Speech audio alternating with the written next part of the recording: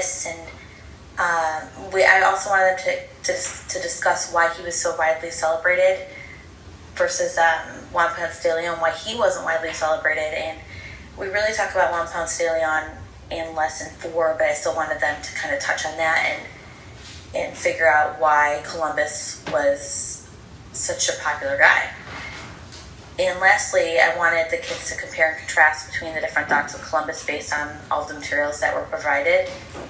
After we, went over the content and the language objectives, we basically just, like I said, did a visual learning and then a discussion as to why the native people had some resistance to Christopher Columbus in the first place.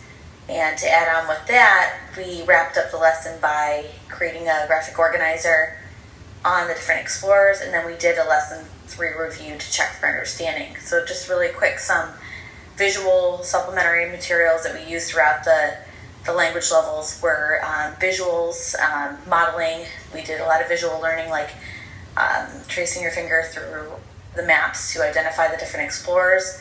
We had graphic organizers, and of course we had our brain pop videos and the YouTube video about the story encounter, as well as the PowerPoint presentation. So lesson 4 is called The Spanish Conquerors, and to begin with, to build background, I had the kids create a concept map to brainstorm what they had learned about Christopher Columbus. So on the whiteboard, I drew a circle and I wrote Christopher Columbus's name in the middle, and then I drew a line and circled another spot on the whiteboard, and inside the circle wrote a couple of things about Christopher Columbus that I knew. And then I had the kids model what I was doing on the whiteboard onto their desk with their expo markers. So they got to write on their desks, which they enjoy doing. And so what we did is basically we brainstormed a bunch of different ideas, and as the kids were writing them down, I would walk around and I would check off if they had like a good idea or had a good contribution to Christopher Columbus for lesson 3. And they went up and wrote it on the board, and then after we had all kind of done the same concept map, we talked about it. And then we moved on to beginning the new lesson. So before we started the new lesson, we did a lesson walk, which is basically where we talk about keywords and titles and pictures and discuss what we think this next lesson is going to be about.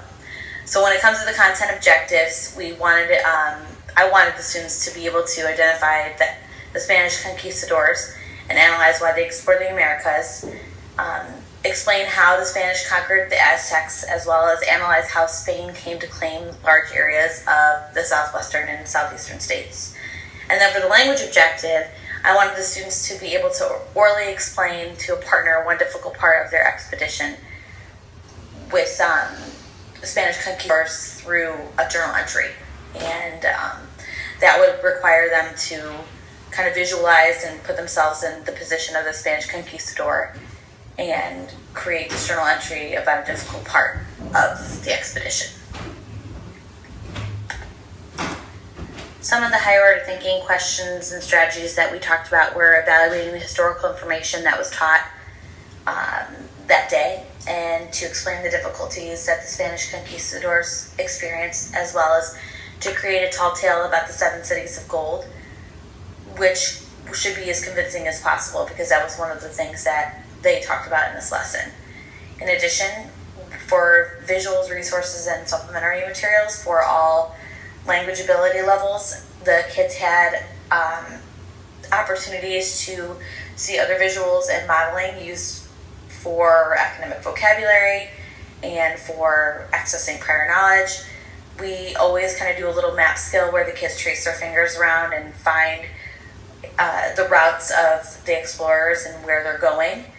We use graphic organizers, and this week for this lesson we had Discovery Education, 7 Cities of Gold, as well as a PowerPoint that we always use to help the kids understand what's going on in the lesson. And that includes videos and pictures, and it really just helps all learners understand what's going on a basic 5th grade level. And it takes the complexity out of the text and just really breaks it down for the kids. So Lesson 5 is called The Search for the Northwest Passage, and it was probably my favorite lesson. And the reason why I say that is because we started the building background activity by me telling the kids that there was a free A-plus pass somewhere around the room and that they had to find it, and whoever found it got to keep it. So before they got to move anywhere, I said, okay, so it's not going to be in my desk or in the cabinets. It's going to be, around the desks, around the area where you sit. Go ahead and look. You have 5 minutes. So, of course, they all got up, ran around, looking around the room, frantically trying to figure it out. 5 minutes go by. I stop them. I tell them to sit back down and break the news to them that there actually isn't any free A-plus pass and that it doesn't exist. And you could tell right away some of the kids are really frustrated and angry that I kind of sent them on a wild goose chase. But the point of the activity was that the students should have felt frustrated because in the end, they need to relate to the explorers of this lesson, which in this lesson, the explorers were looking for a Northwest Passage to find it a trade route, and come to find out there was never any Northwest Passage. So that was pretty fun to interact with the kids and kind of break that to them, but it really made them connect with the lesson and what we were going to be talking about. And in addition, we also had the kids, I told them that we were going to be talking about a French explorer, and I have a French-speaking student in my room, so I had him speak some French and kind of connect with the class that way so that they could have a connection to the lesson as well. When it came to the content objectives, the students were to analyze the first expedition of Giovanni de Verrazzano to the Americas. They needed to describe Cartier's attempts to find the Northwest Passage, and I also wanted them to analyze Hudson's search for the Northwest Passage. For the language objective, the students had to identify information about the Northwest Passage and explain why it was so important to find it in the first place.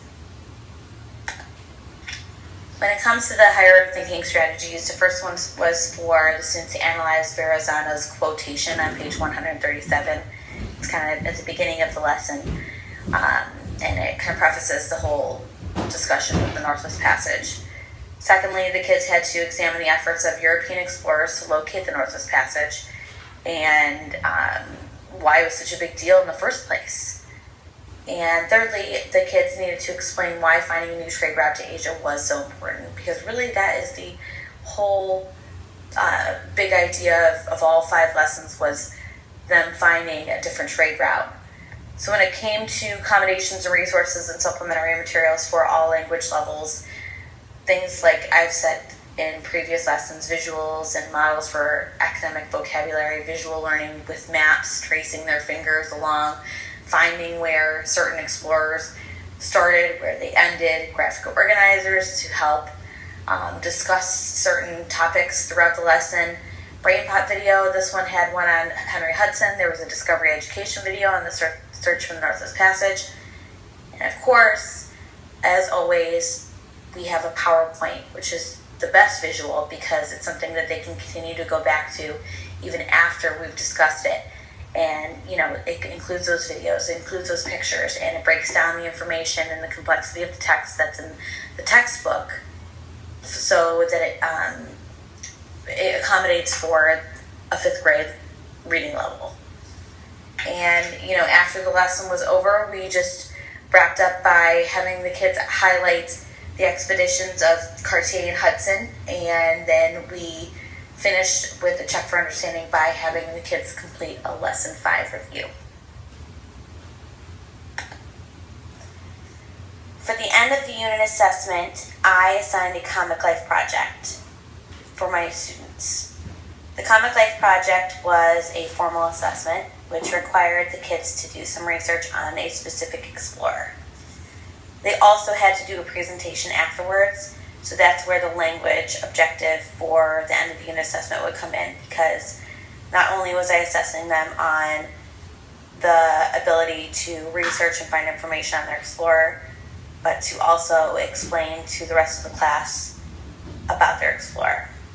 Some of the questions that I had asked on the rubric that I wanted the kids to answer were where their explorer was from, what they explored, where they went, what they accomplished, what contribution they made to their country, what are they most famous for doing, and then of course, just to make sure that we got some different information, I also wanted the kids to provide some interesting facts about their explorer.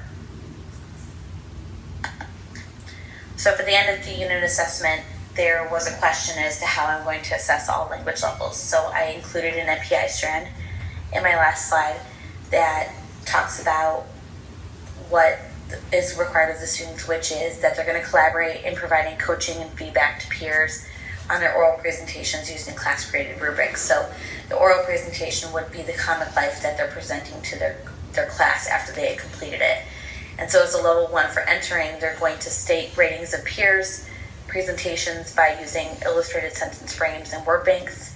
At a level 2, they're going to describe the ratings of peers' their presentations by using illustrated sentence frames only. As a level 3 developing, they're going to discuss ratings of peers' presentations and suggest improvements in using sentence frames.